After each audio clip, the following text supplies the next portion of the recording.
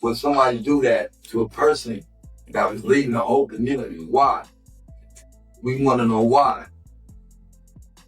The whole community relied on them. All of our stores are closed.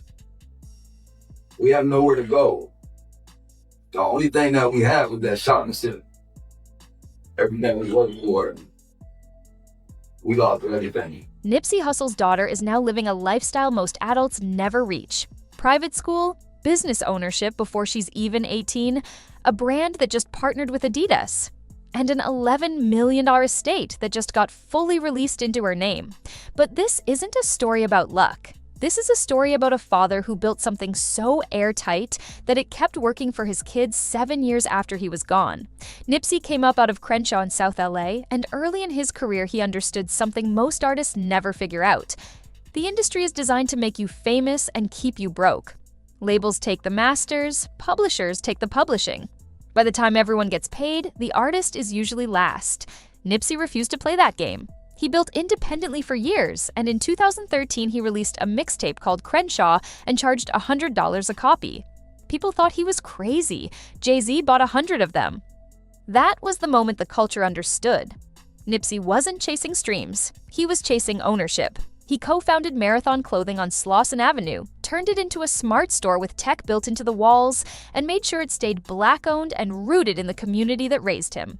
He kept his masters through his label, all money in, no money out. So every stream and every sync deal paid him directly instead of a corporation. He bought into the real estate around the store with plans for a 6-story development. He was building 20 years ahead while he was still grinding. In 2018, Victory Lap dropped and earned him a Grammy nomination. His estimated net worth at the time was around $8 million, and that number didn't even fully capture the long-term value of what he'd built. He hadn't just made money, he'd built a system, and a system keeps running whether you're in the room or not. On March 31st, 2019, Nipsey was shot and killed outside the Marathon store. He was 33. His killer was convicted of first-degree murder in 2022 and sentenced to 60 years to life. In the aftermath, his older brother Samuel, known as Black Sam, stepped in as a state administrator, and for the next 7 years, he ran those businesses the way Nipsey would have. The initial 2020 probate appraisal put the estate at just over $4 million. By the time a judge signed off on the final distribution in July 2026, that number had nearly tripled to $11 million. Here's what actually landed in Imani's hands. Court documents confirm she and her younger brother Cross each received 50% of the estate, roughly $7 million in cash across accounts, and another $4 million tied directly to business interests. That split matters because more than a third of what she inherited isn't sitting in a bank. It's tied up in operating businesses that keep generating money on their own. She now holds full ownership in Marathon Clothing, not as a fan, as an owner. The same brand that just dropped a signature Adidas sneaker with James Harden in 2026. Every hoodie sold, every wholesale order, every brand partnership ties back to a company she has a legal stake in. She also holds ownership in All Money Inc., the entity that controls her father's masters and publishing. Every time a Nipsey Hussle song streams anywhere in the world, every film placement, every commercial, every sample, that revenue flows through an entity she owns a piece of. On top of that, she holds interest in Marathon Studios, Marathon Touring, and the trademark portfolio covering Nipsey's name, voice, signature, and likeness, appraised at $913,000 back in 2020 and still climbing. Because she's 17, everything is managed under court-supervised guardianship.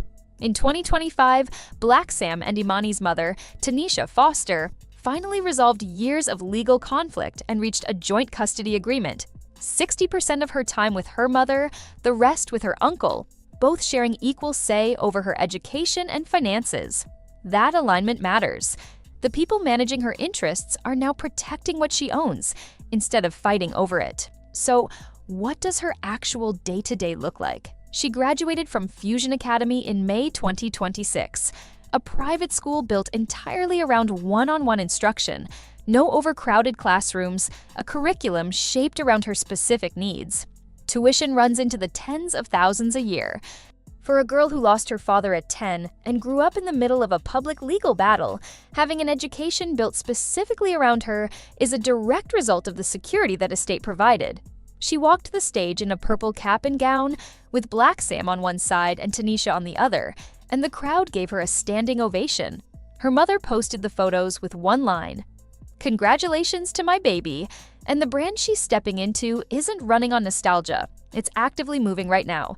Black Sam opened a Marathon Burger location on Melrose in March 2025 and has since expanded into Vegas and New York, building a food and beverage revenue stream completely separate from music and merchandise. In April 2026, Adidas and James Harden partnered with Marathon Clothing on a signature sneaker colorway. Crenshaw printed on the insoles, the Marathon flag stamped on the heel. Adidas doesn't make sentimental business decisions at that scale. That deal happened because Marathon has real cultural equity. 7 years after Nipsey's death, proof Black Sam built something durable instead of riding a wave that was always going to fade. The music side is just as alive. Because Nipsey owned his masters and publishing, every stream, sync placement, and sample generates income that flows straight to All Money Inc. No radio push required, no promotional campaign, just people still listening. And in February 2026, the family released Reckless, the lead single off Prolific, a full posthumous album Nipsey recorded with LA rapper Bino Rideau before his death, set for a summer 2026 release. Every new listener that album brings in sends people back into the catalog, back into Victory Lap, back into the old mixtapes, and every one of those streams generates royalty income tied to an entity Imani now owns a piece of. She was raised for this moment with real intention. She was her father's date at the 2019 Grammys at 10 years old. Months before he died, Nipsey sat down with Steph Curry and described what he and Imani did every single morning on the drive to school, talked about leadership and confidence. "That's our script every morning," he said. He wasn't just parenting. He was preparing her for exactly the position she's about to step into.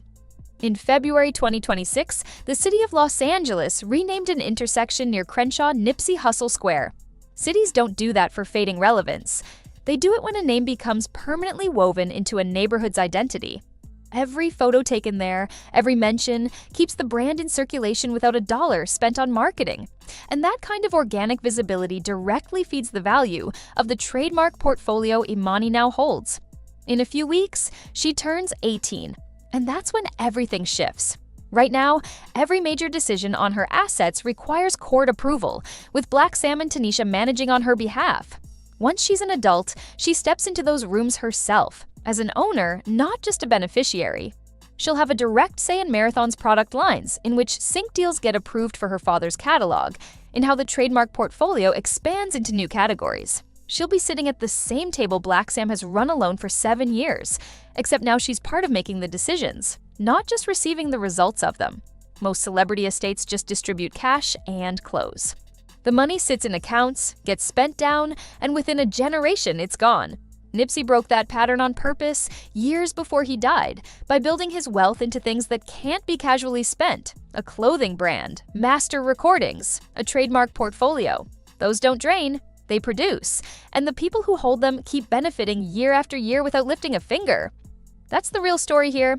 Imani Azgadom is 17 years old, sitting on $7 million in cash, $4 million, and growing in active business interests, and full ownership stakes in a brand that's expanding into restaurants, sneaker collabs, and new music as we speak. This isn't a story about reckless spending or overnight luxury.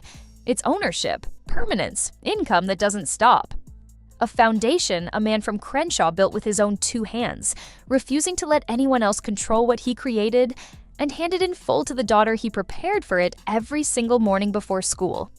That's the lifestyle. Not what she can spend, what she now owns. And what she owns keeps growing. Drop your thoughts in the comments and stay tuned for more on how this story develops.